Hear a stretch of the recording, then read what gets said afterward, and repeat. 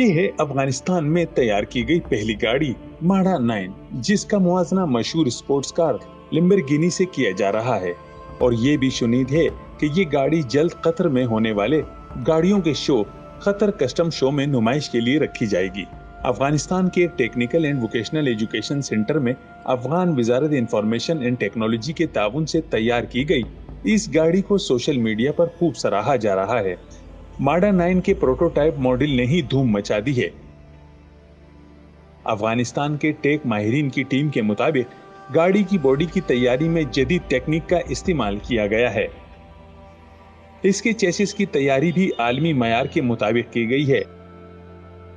इस कार में F1 तर्ज के पुश रोड सस्पेंशन का इस्तेमाल किया गया है, जबकि इस कार में एक दरमियाने दर्जे का इंजन नस्ब है।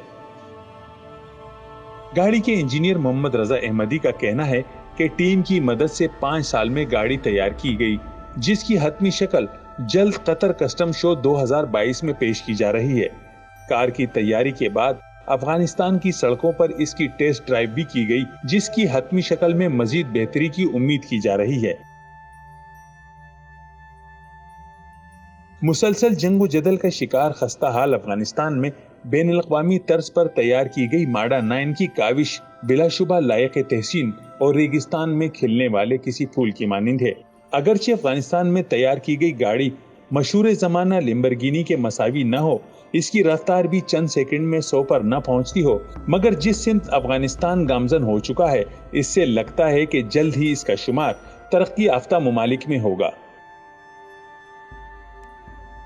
उम्मीद है ये रिपोर्ट आपको पसंद आई होगी। मजीद ऐसी मालूमाती और दिलचस्प वीडियोस के लिए चैनल सब्सक्राइब करना ना भूलें।